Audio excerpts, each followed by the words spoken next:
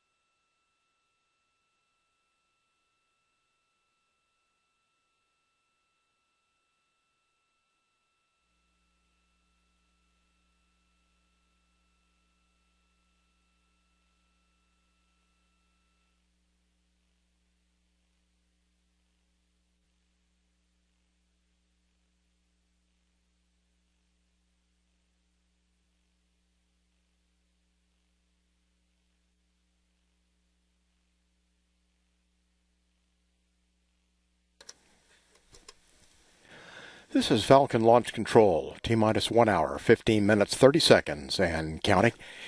Joining us now here is Steve Bigos, the NASA Orbital Replacement Unit Manager for Kennedy Space Center. NASA Orbital Replacement Unit Manager for Kennedy Space Center for the International Docking Adapter. And Steve, we'd like to welcome you here to tell us something about what the so-called IDA is and why it's so important to the station. So if you could kind of begin. So the IDA represents the latest in technology for docking to the ISS. The older technology is about 30 to 40 years old with the APAS system. Now the IDA provides the latest specifications for the International Docking System Standard. So if you're a visiting vehicle, or beyond, or an asteroid, anything outside past the station, and you'd want to go to the space station first, the IDA provides the new technology docking system. And this is made for NASA for the station project by whom? It's a Boeing JSC NASA design. It's actually the. And it weighs about how much when we take it up in the module today? It's right about 1,021 pounds. 1,021 pounds. Well, we've got a video now. We're going to show that, and you can tell us something of what's going on here to get the IDA ready for flight, and then how this interfaces with the station. Okay, George. So this is the IDA as it was delivered to the Kennedy Space Center. On the top side that attached to the visiting vehicle. On the bottom side is the attached system to the space station. So what we're doing here in the SSPF is we had a lot of optical alignment work, modeling, and testing of the peripheral docking target. So the peripheral docking target, you'll see it coming up on the video right now with the little standoffs and the black triangles. That's a brand new technology design so that the visiting vehicles can target their range-finding equipment to align precisely with the IDA on approach to the station. In the picture here now, you can see the connector caps on the front of the IDA, right below the IDA emblem. Those are connectors so that the station can operate the IDA. Here's our NASA team with the Boeing and the local Jacobs contractor providers performing their digital pre-assembly to allow us to perform very precise measuring and modeling of the IDA itself. So these models, and you'll see coming up in the video in a minute what the model actually looks like on a computer. This allows the designers as well as the ISS on-orbit crew have access to exactly what the IDA looks like, very precise positioning of all the components on the IDA that could be used for capturing the visiting vehicle. In the front of the picture there, covered up with the MLI, just to the right of the man working, that's the H fixture that the station would use to grapple. And the technician in the picture here, he's performing a very precise location with an instrument connected to a computer that allows us to perform that very precise location measurement to use for the graphics models. And here's more of the equipment they're looking. See, the engineer now, you can see on his screen, he's building up the model with some points that are located with the instruments. And again, there's the peripheral docking target.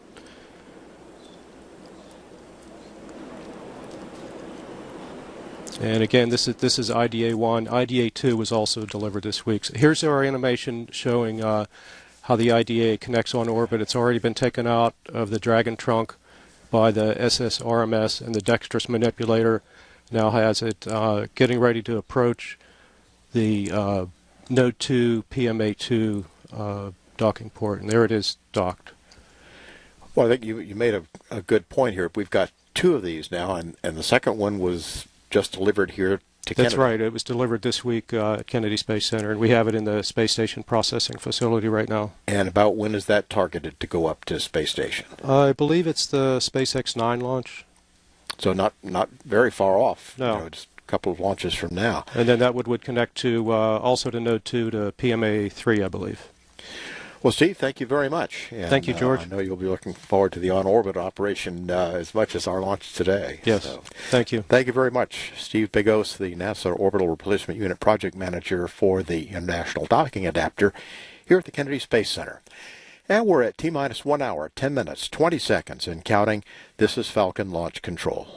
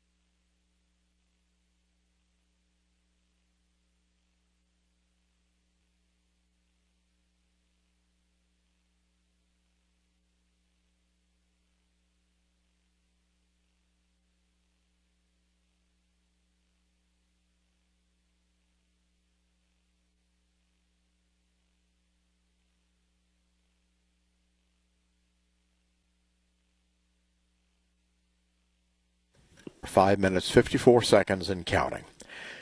After liftoff from Complex 40, Dragon will begin its journey to the space station. Just under 10 minutes after launch, the capsule will reach its preliminary orbit, deploy its solar arrays, and then begin a carefully choreographed series of engine firings to rendezvous with the International Space Station. At the time of launch, the space station will be located at an altitude of 251 statute miles over southern Turkey, just north of the border with Syria. With a launch today, rendezvous and grapple with the International Space Station will occur on Tuesday, June 30th at 7 a.m. Eastern Time. At that time, the ISS will be located 250 miles above the southwestern portion of Kazakhstan, just west of the Baikonur Cosmodrome.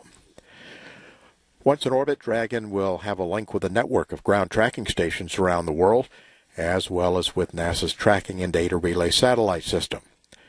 For its return, approximately 4 hours after Dragon leaves the station, Dragon will conduct its deorbit burn, which lasts 7 to 10 minutes. It will then take about a half hour for Dragon to re-enter the Earth's atmosphere and splash down in the Pacific Ocean, 396 statute miles off the coast of Southern California.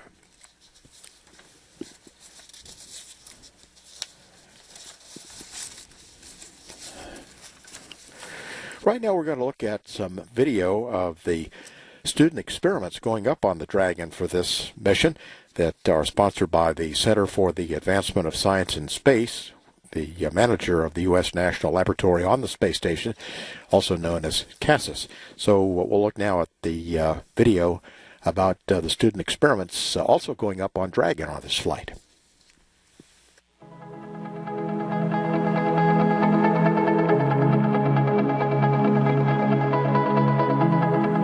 Utilizing the ISS to excite and engage kids is really what it's all about for CASIS, and we think it's a great tool to get kids to think in that direction. Today, there's just so much white noise out in culture for the kids. You know, today's heroes are typically Hollywood stars or athletes. We just don't celebrate the brilliant minds of the day like we did in the past.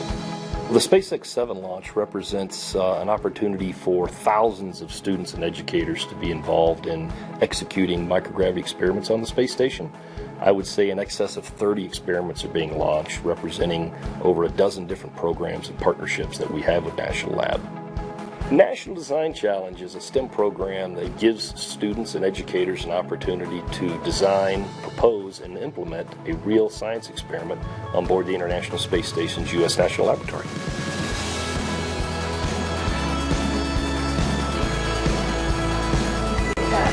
We need to measure all compost materials, so I may need to send somebody down. The opportunity for the National Design Challenge came. We felt that sending worms to space would be a great thing to do, since the future of space travel is to hopefully go to Mars one day, and so we want to see if worms can compost in microgravity.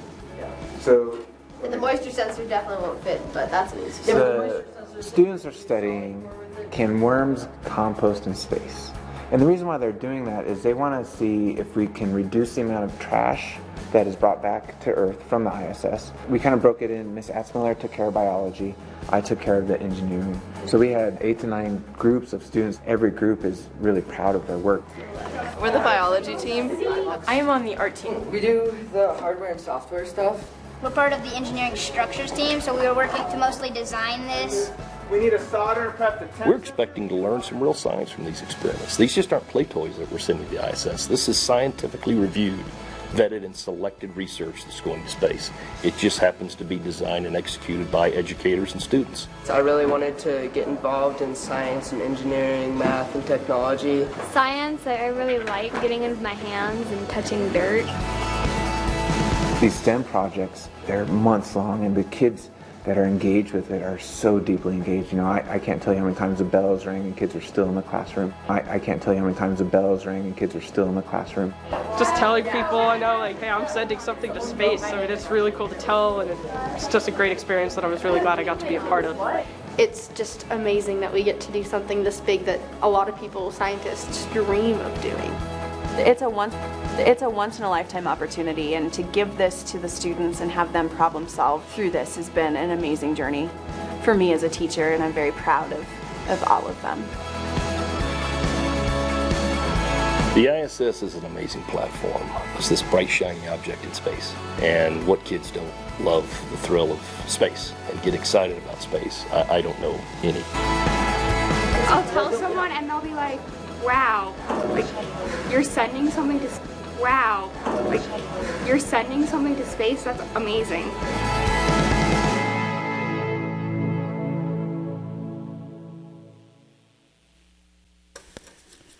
We're just under T-minus 1 hour and counting in our countdown for minus 1 hour and counting in our countdown for the Falcon 9 with the Dragon capsule on the way to the ISS. And we're standing by now for our launch minus 1 hour weather briefing from our Air Force Launch Weather Officer, Mike McAleenan. This is the LWO with the 1 hour range weather briefing.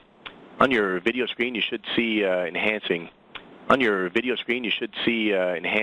infrared satellite picture showing virtually clear skies over the Florida Peninsula. You can also see our frontal boundary draped into the northern Gulf, or southern Gulf Coast states, and also off towards the east, south of North Carolina. Storms, and we expect it to remain in northern Florida and along the Panhandle and just off to the northeast. Throughout the remainder of the countdown. The cursor on that picture is roughly where the recovery will take place. So you can see they are north of the boundary, and looks like they will have good conditions. Zooming in a little closer, it's on the state right now. Looks like they will move to our north, and they are moving about 15 knots. Right now they are about 40 miles away, so will not impact the window. On radar, you can see those echoes, but again, they are not a concern, and it looks like they're not going to be on a trajectory with a speed or direction to make their way towards them. Looking at the pad, you can see the winds are nice and light, 10 to 15 miles an hour, and the direction is out of the southwest around 230 degrees and should remain that through the remainder of the countdown. Temperature has started to peak back up again. We are going to approach the mid-80s for T0. Looking at Loon and the 50 megahertz profiler through the countdown for this last several hours, you can see max winds in this scale are only 30 knots, so peak winds out there right now at about 52,000 feet are only 22 knots, so a very nice day, a very light wind, calm day. Looking at solar activity, again, another well-behaved sun, and all of our criteria well below constraints. We are go for all range weather and user Falcon 9 weather commit criteria, and expected to remain so through the remainder of the countdown. Forecast calls for just a few coverage of clouds, 2,000 feet, and maybe get a puff of Q starting up right before we get to T0 at around 2,500 feet. Good visibility, again, no change in the winds, and less than 1% chance of violation for the next hour. Recovery weather also looks good. They are, again, north of those showers and storms that will be to our south. Winds are about 20 knots at the surface and 5 to 7 foot seas. If we're to delay, weather does get a little bit worse as that frontal boundary drapes more towards central Florida. So get a bit more instability and more cloud cover will give us a better chance for a violation. Winds pick up a little bit also out of the southwest.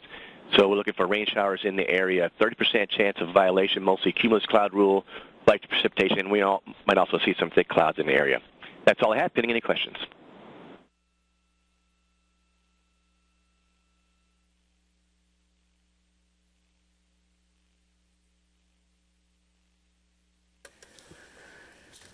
That completes our weather briefing this morning. All conditions are go weather-wise for our liftoff. We're not working any problems in the countdown either, so we're on target for a 10:21 a.m. liftoff this morning. When Gennady Padalka broke Sergei Krikilov's record aboard the space station on Sunday of 803 cumulative days in space, he had completed 12,848 orbits of the Earth, which totaled a distance of 339,870,899 miles. The distance between Earth and Mars is approximately 140 million miles, so Padalka has traveled roughly the equivalent of 2.4 trips to Mars during his time aboard the space station. We're now at 55 minutes, 55 seconds, and counting. This is Falcon Launch Control.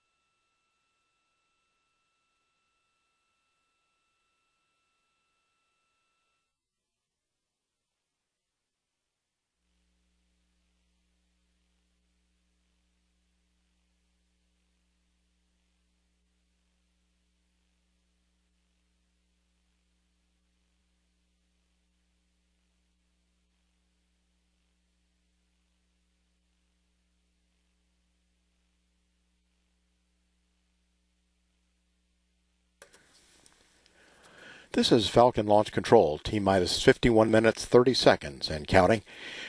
Join us now here in the Mission Director Center is Joy Amasa. She is the NASA, and Joy would like to welcome you here to the program, to the program, to tell us what is it that's going up on Dragon this time as far as veggie is concerned.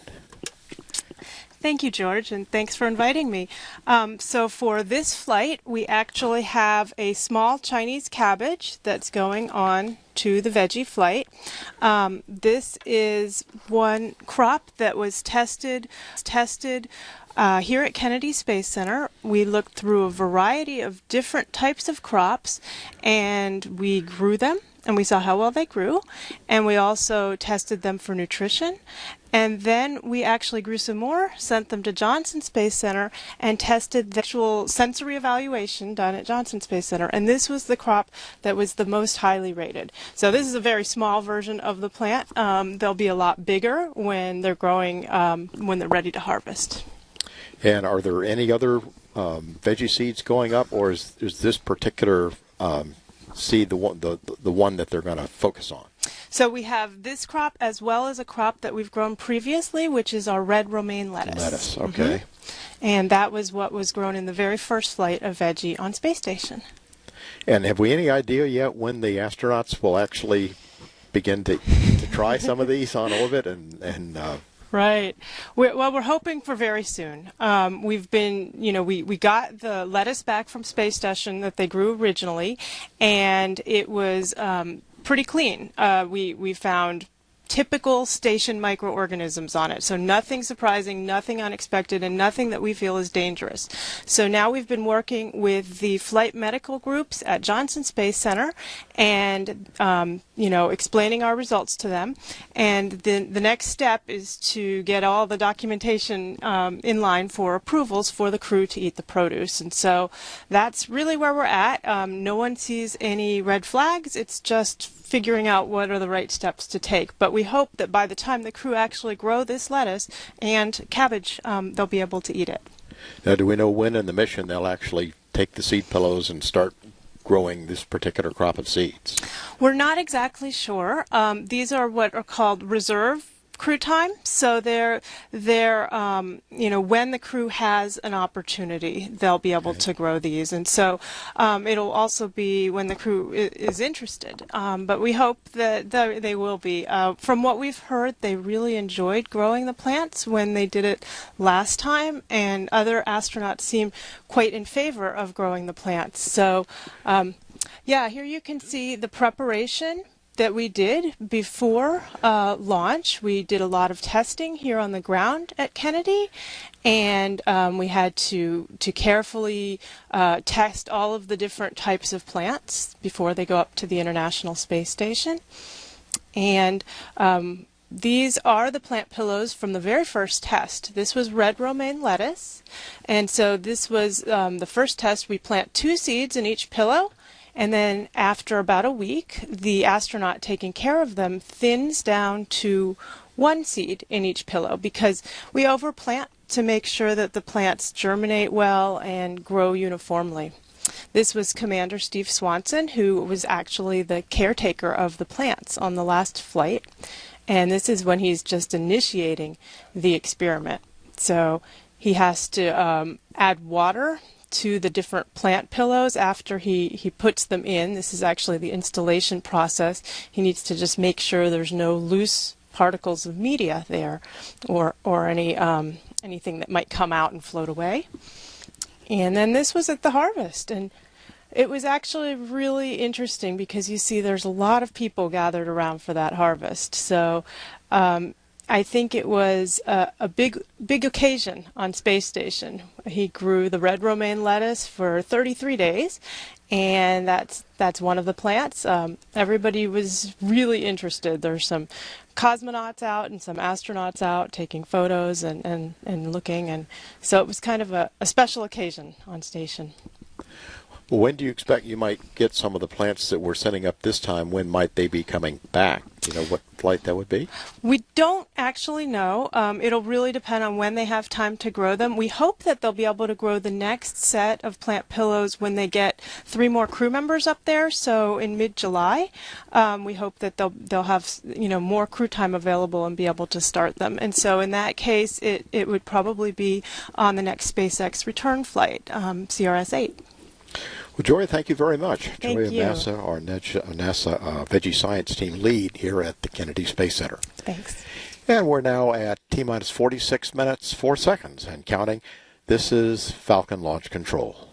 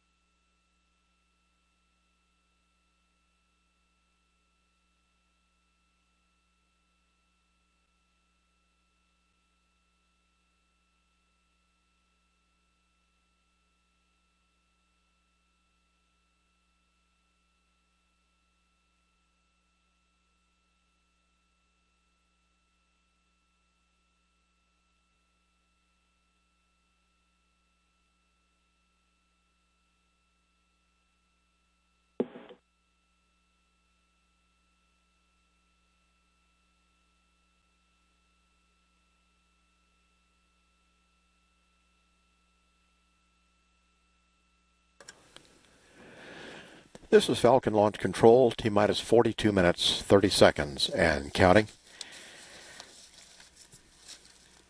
Our launch director for this flight for SpaceX is Ricky Lim, and our SpaceX launch conductor that we're hearing frequently on Channel 1 is Brian Childers. In about 2 minutes, we will hear the commands to begin placing the Falcon 9 rocket in the final configuration for launch. At this time, we're not working any issues here at the Launch Control Center, which is located on Cape Canaveral Air Force Station near Port Canaveral. And we see images here of our SpaceX launch team conducting the countdown here this morning. This is the Mission Control Center at SpaceX's Hawthorne facility, their Mission Control in Hawthorne, California, where there will be control of the flight after liftoff and through the docking together with Johnson Space Center in Houston for docking with the International Space Station on Tuesday. We're now at T-minus 41 minutes, 5 seconds, and counting. All things going well in the countdown, on target for a 10:21 a.m. liftoff this morning. This is Falcon Launch Control.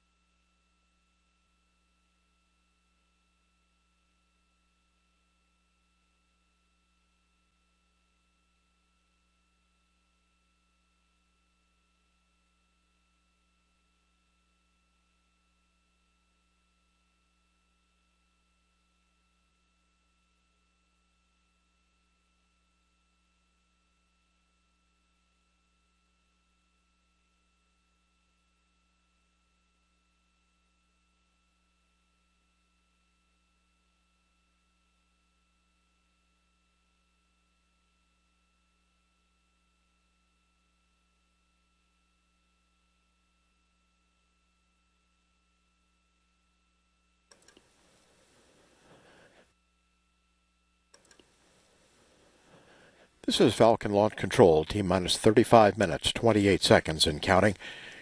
Falcon 9, as we see it on the pad, is a two-stage rocket fully designed and built by SpaceX. Falcon 9 is named for the number 9, refers to the 9 Merlin engines that power the Falcon 9's first stage. The Falcon 9 is designed to carry commercial and government satellites, as well as the SpaceX Dragon cargo module, with supplies and eventually up to 4 astronauts to the International Space Station. On the Dragon module's manifest, in the pressurized portion of the cargo module for this mission today, are 4,300 pounds of payload, including lasers, food, crew provisions, and exercise equipment. And going up in the unpressurized section is the first of 2 international docking adapters to create a docking port for future commercial crew vehicles. And also aboard are 30 student experiments in plant seeds to be used as part of growing more efficient, different vegetables for the veggie experiment, which we just heard described to us by Joy Massa, our veggie scientist.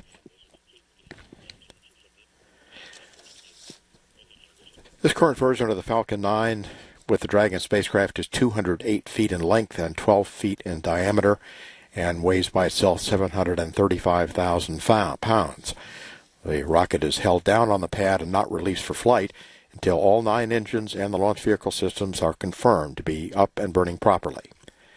After liftoff, the first stage will burn for 3 minutes before separating from the rest of the rocket, and then a single Merlin engine on the second stage will burn for 5 3/4 minutes before the Dragon cuts off 9 minutes into the flight and separates from the Falcon 9 10 minutes after launch.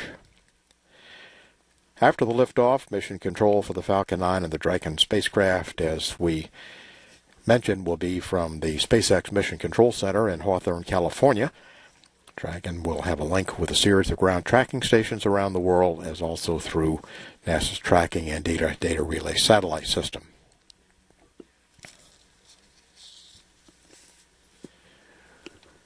Weather on this countdown so far continues to be virtually perfect. And we're continuing not to work any issues. We're still on target for 10:21 a.m. liftoff this morning. At T-minus 32 minutes, 45 seconds and counting, this is Falcon Launch Control.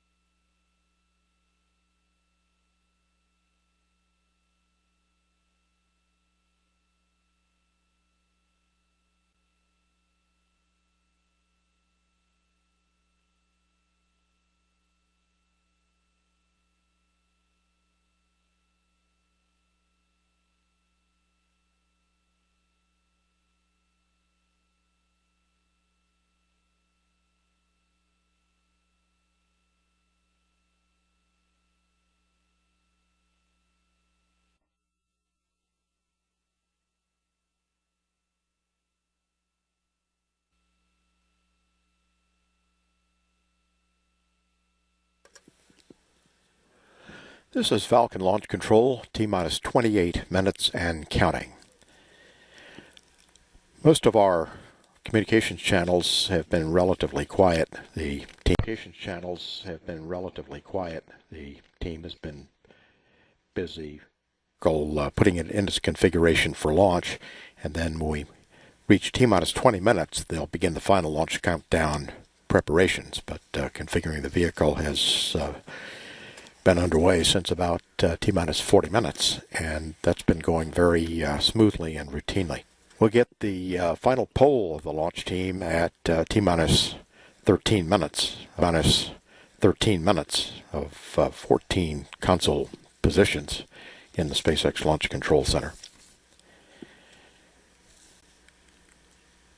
Not working any other issues. Looking offshore, range is clear, no issues there. And it appears that we're going to have a very spectacular morning for a launch today. And there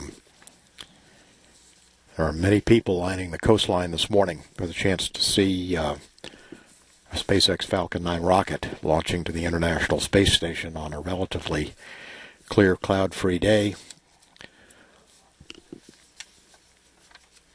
on a Sunday morning when everyone has an opportunity to go to the coastline and watch a launch that at this point is going completely smoothly for liftoff at 10:21 Eastern Time. At T-minus 26 minutes 15 seconds and counting, this is Falcon Launch Control.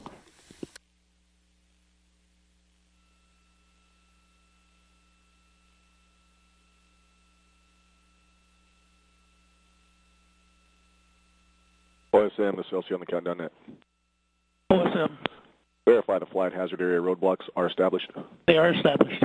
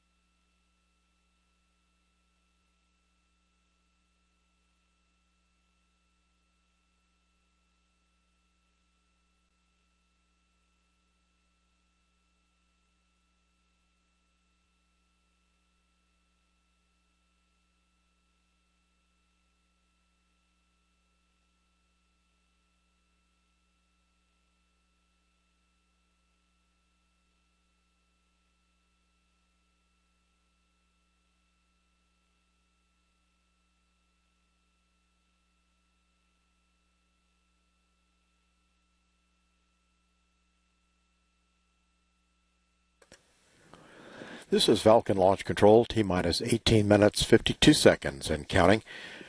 All of the various console positions at the Launch Control Center have been coming up and reporting their status for going into terminal count to the chief engineer.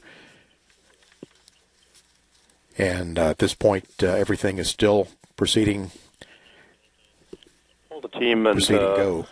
Everybody's good to go into terminal count. I'm reading on Dragon at this point in time, but I'm going to go ahead and move the warnings to terminal count. Copy. There you go.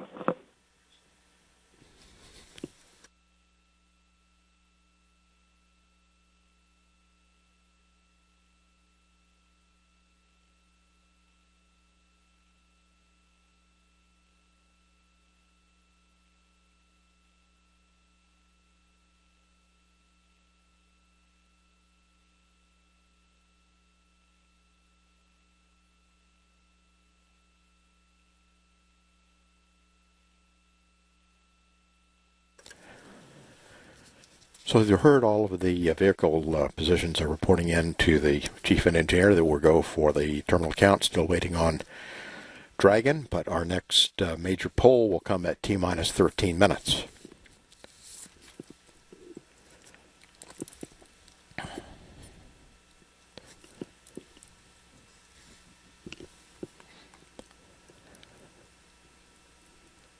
About 10 minutes after launch, Dragon reaches its preliminary orbit, and it then deploys its solar arrays and begins a carefully choreographed series of thruster firings to reach the space station.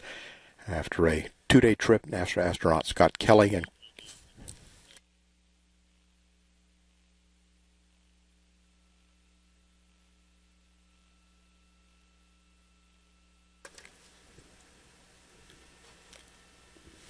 report that all teams are good to go, so we're continuing to press on toward that terminal countdown poll at T-minus 13 minutes. Everybody reporting in so far that their systems are go. After the 2-day trip up to the International Space Station, NASA astronaut Scott Kelly and cosmonaut Gennady Padalko will use the station's 57-foot robotic arm to reach out and capture the Dragon spacecraft as they operate it from the station's cupola. Ground commands will be sent from Houston to the station's arm to rotate Dragon around and install it on the bottom side of the station's Harmony module for its 5-week stay at the International Space Station. By the next day, the crew will pressurize the vestibule between the station and Dragon and will open the hatch that leads to the forward bulkhead of the Dragon. Then, over the next several weeks, the crew will unload the spacecraft and reload it with cargo for its return to Earth. Departure from the ISS will occur on Wednesday, August 5th. After a 7 to 10 minute deorbit burn, it will then take about 30 minutes to re-enter the Earth's atmosphere and splash down on its 3 main parachutes in the Pacific Ocean off the coast of Southern California, which right now is expected to occur at 6:28 p.m. Pacific time. The capsule now also has a nighttime recovery capability if it's needed, including a GPS locating beacon and high-intensity strobe lights for optimal spotting, while the recovery ship itself also will have night vision IR camera gear. So the Dragon capsule continues to gain flexibility as we go All personnel stand by for the final poll at T-minus 13 minutes.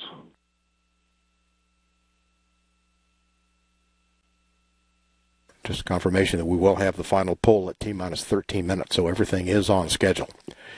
We're at T-minus 14 minutes, 45 seconds and counting. This is Dragon Launch Control.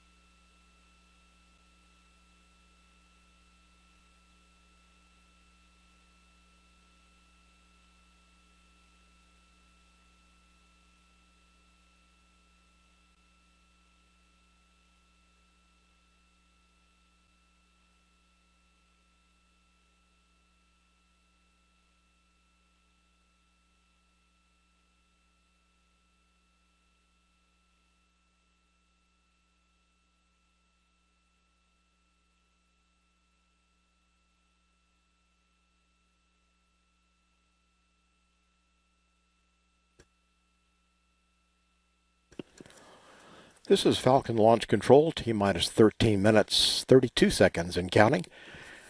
Standing by now for our final polls for the countdown this morning, coming up in about the next half a minute.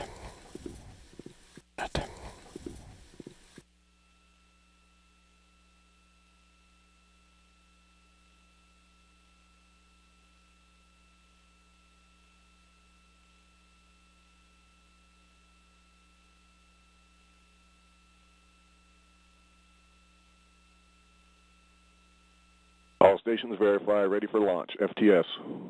GNC go. Ground. Ground is go. VC. VC go. GC. GC go. RC. RC go. OSM. OSM go. ROC.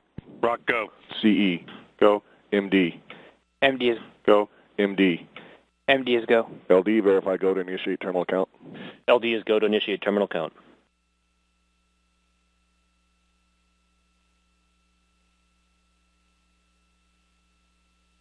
Proceeding with terminal count and countdown master.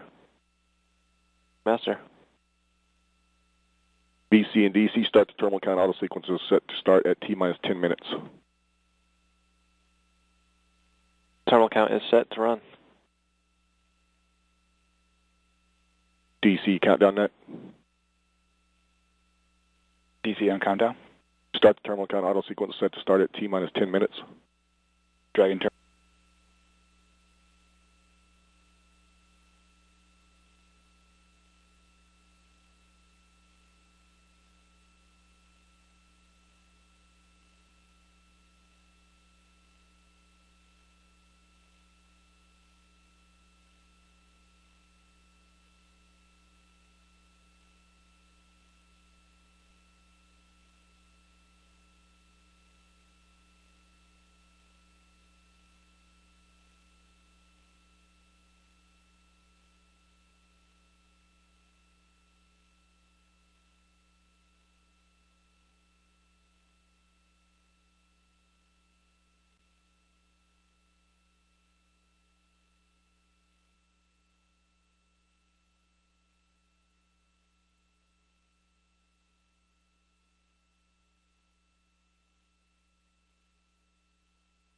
If a hold is called from this point forward, the terminal count auto sequence will be aborted. Indicate an abort or hold condition by saying hold, hold, hold on a primary countdown net.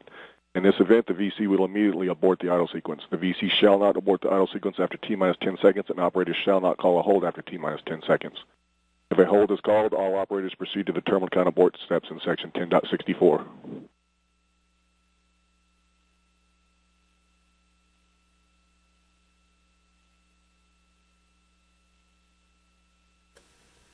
.30 seconds from starting the automatic countdown sequence.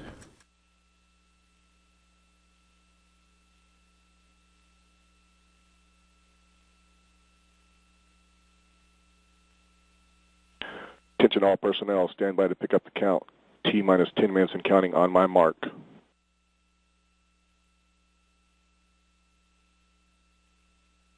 Three, two, one, mark. VC verified auto sequence has started. Terminal count auto sequence has started. GC, VC, stand by on FireX. Standing by. Standing by. LD, start the tracking camera video recorders. Started. OSM set launch enable to flight. Flight. Stage 1 engines shelling in.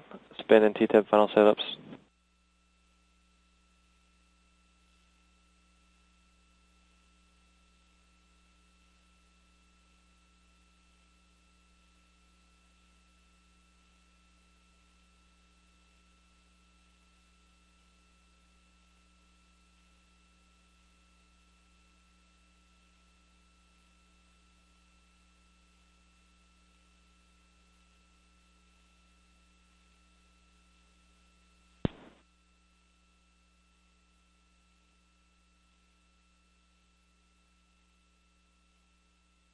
T-minus 9 minutes.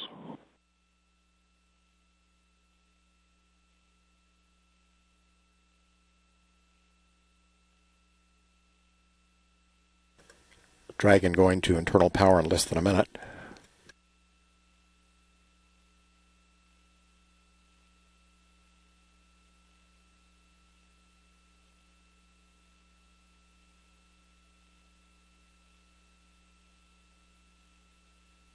T-minus 8 minutes 30 seconds.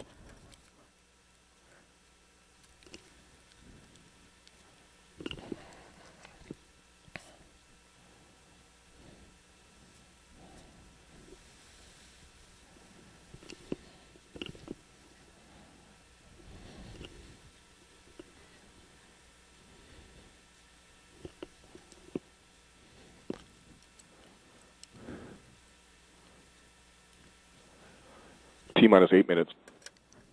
Nitrogen ACS closeout.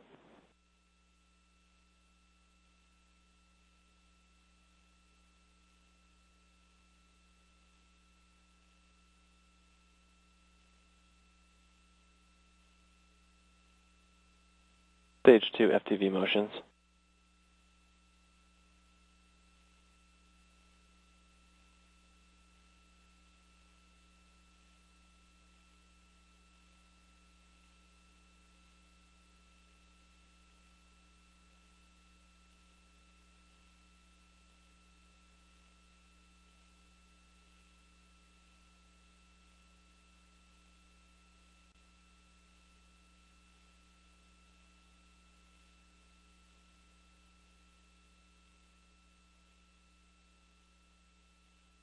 Stage 1 heaters closing out. T-minus 7 minutes.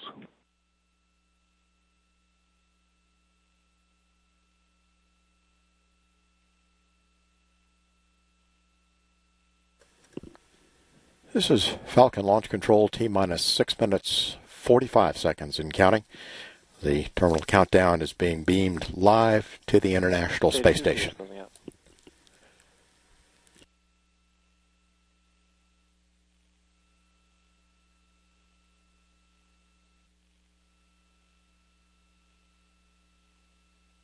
Vehicle switching to internal power. TVC bleed stage 2 has started.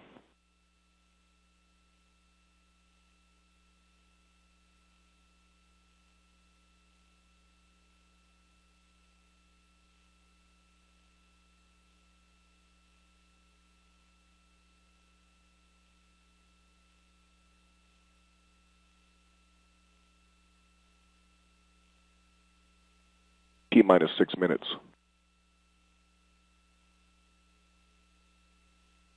Tanks pressing for strong back retract. RP1 bleed stage 2 starting.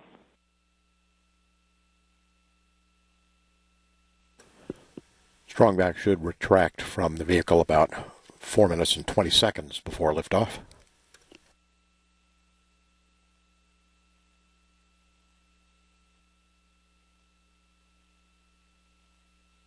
RP1 bleed stage 1.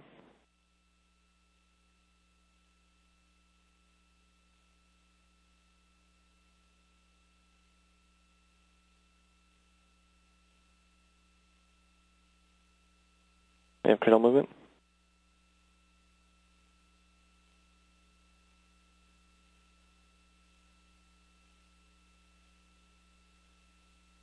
It's 5 minutes.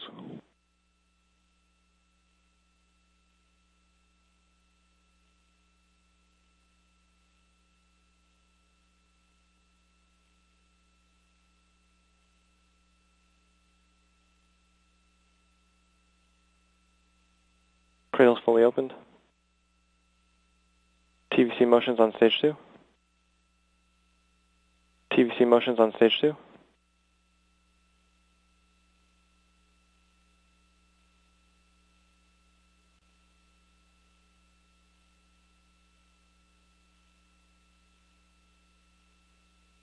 Strong back motion.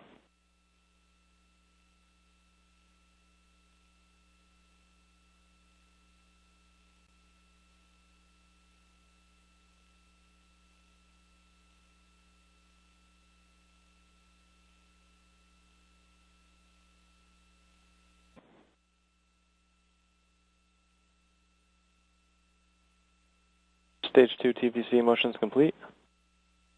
Tanks venting post strong back retract.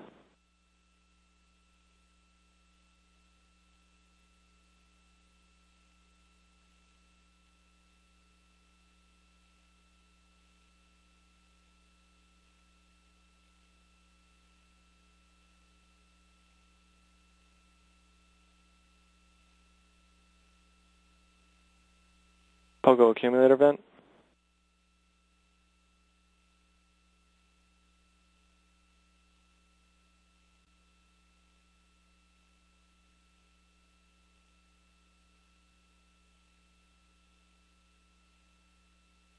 FTS is on internal power.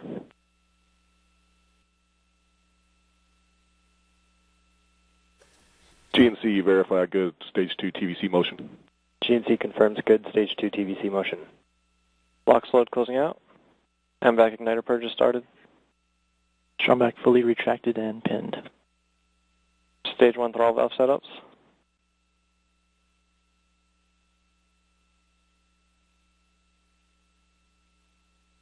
Stage 2 helium fill closeout.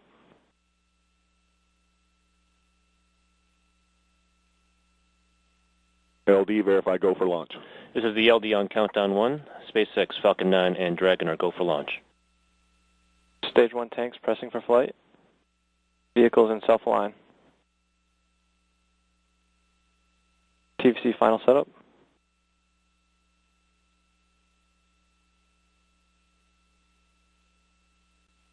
Stage 2 BTV check complete.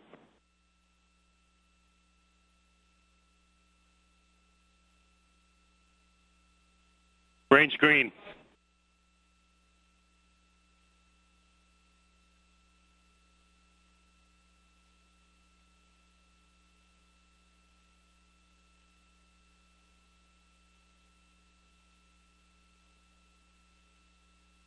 Stage 1 helium fill closing out.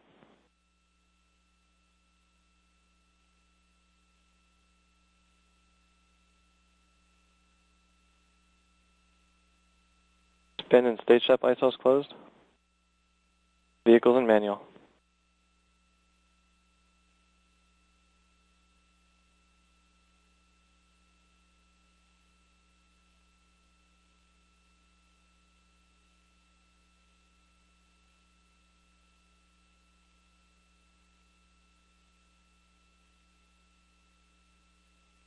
Vehicles in auto idle. BC and DC, verify F9 and Dragon are in startup. F9 is in startup. Dragon is in startup. And Stage 2 tanks pressing for flight. Flight computer has control of the vehicle. Means we're go for terminal count.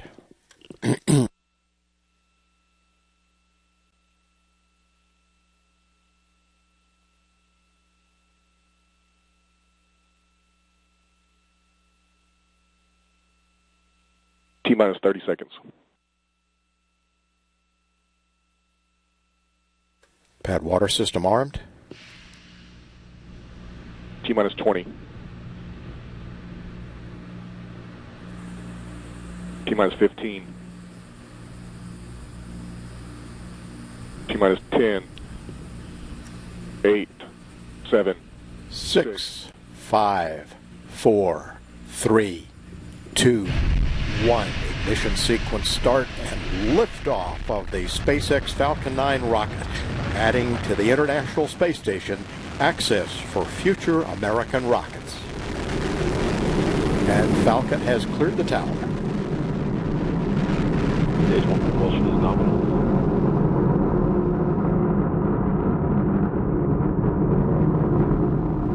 Vehicles programming downrange.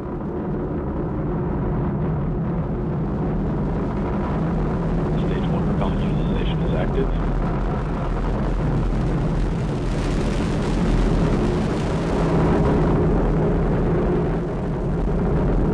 Power telemetry nominal.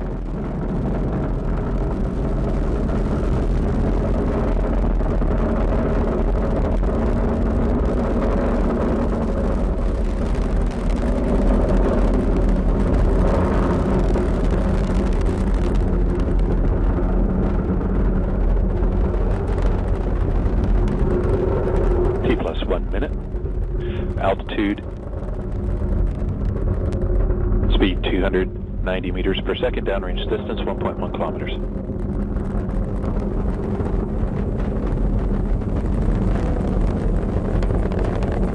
Vehicle supersonic. Recovery drone ship has AOS. Vehicles reach maximum aerodynamic pressure. Stage 1 propulsion is still nominal. nominal.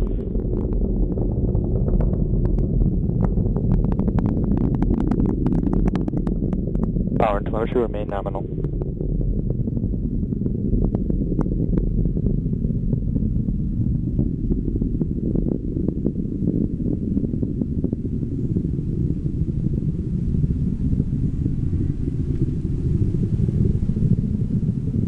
MVAC chill has begun. T plus 2 minutes. Altitude 32 kilometers. Speed 1 kilometer per second. Downrange distance 13 kilometers.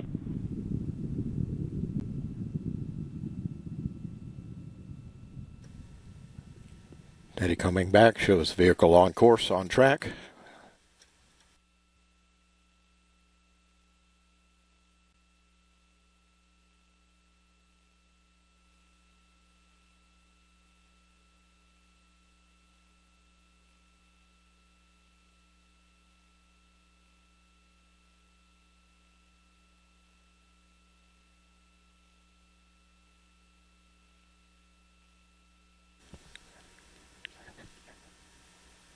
And we appear to have had a launch vehicle failure.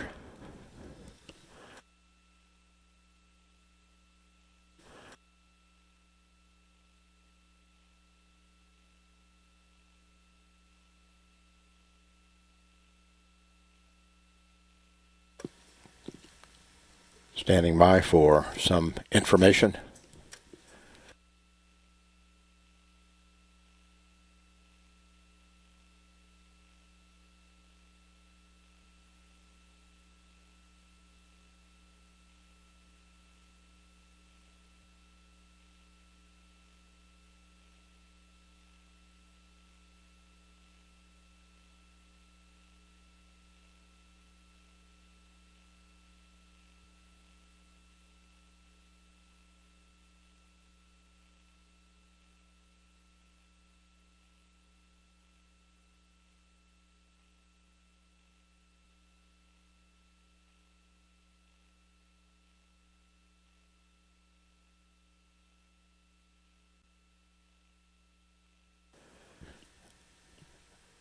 And the range confirmed that we have had a non-nominal flight.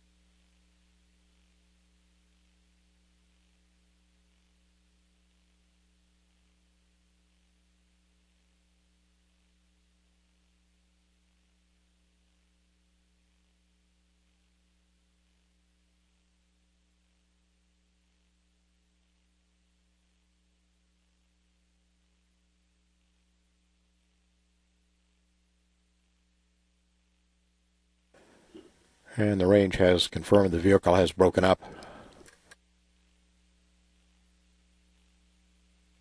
It's not clear if the vehicle breakup occurred prior or after the range took their necessary precautionary action.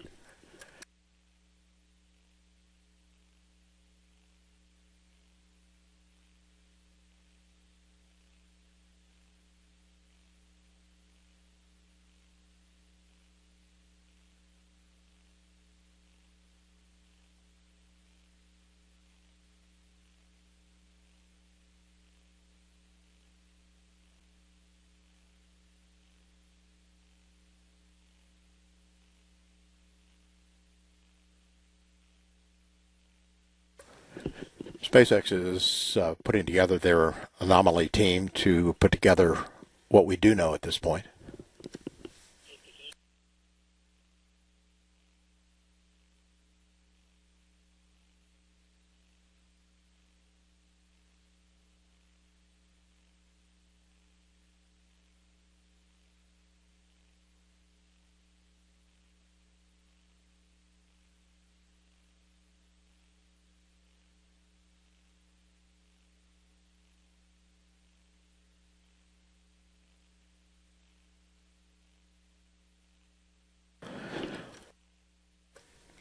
It's not clear yet from the data what happened. They are beginning to play back video to look and see if there are any indications in the video what may have happened.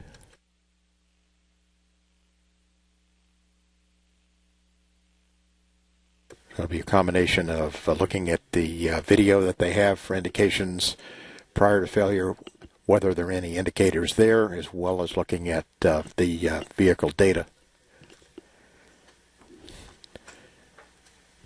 But at this point, it's not clear to the launch team exactly what happened.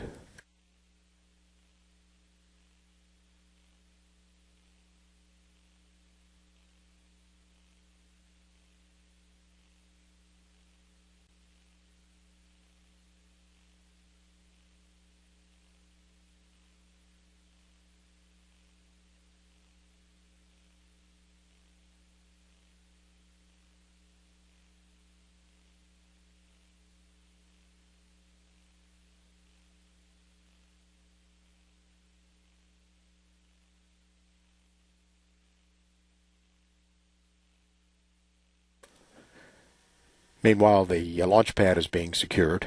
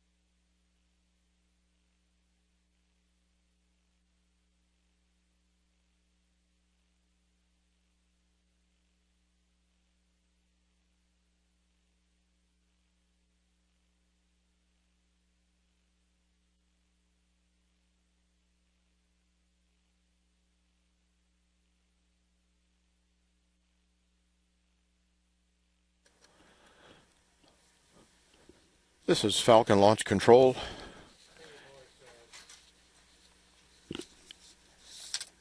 And we've had confirmation from the range of vehicle failure. It's still, now we're trying to correlate the timelines between the last data that we got from the vehicle, which was 2 minutes and 19 seconds, and correlate that with whatever the range safety officer was required to do with his actions as far as the flight termination system. So that's still part of the data that's being pieced together, as well as all of the video is being looked at and the telemetry data. So it's still, at this point, it's not clear exactly what happened and even exactly at what point the vehicle failed.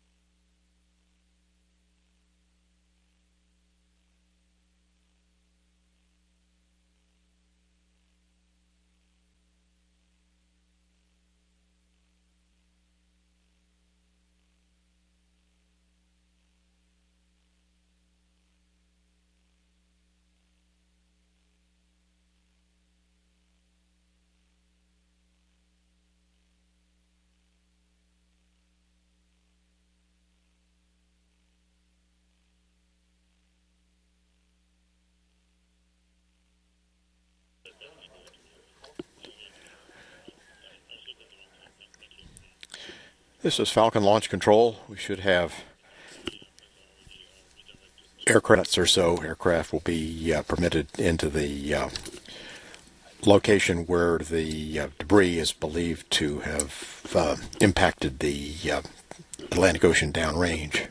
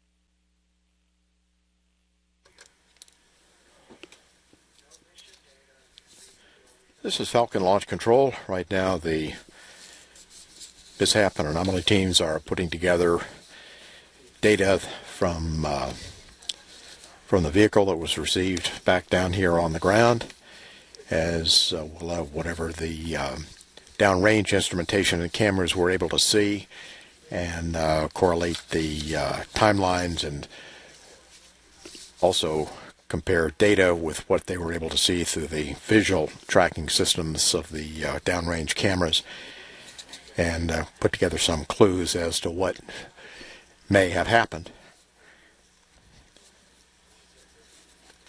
We stopped receiving data at about 2 minutes and 19 seconds from the vehicle. But it's still not clear exactly what happened and why, but in any event, that is the focus of the actions of the launch team, the anomaly teams right now. And at this point, we are anticipating having a contingency press conference at 12:30 p.m. Eastern Time. That is, of course, targeted based on how much we know and what we know, and when we can have the appropriate spokespersons available for us. But at this point, we do not expect to have any additional information that we'll be able to provide here on NASA television until the contingency press conference. So we will wrap up our broadcast, and the next event will be our contingency press conference no earlier than 12:30 p.m. Eastern Time. This is Falcon Launch Control.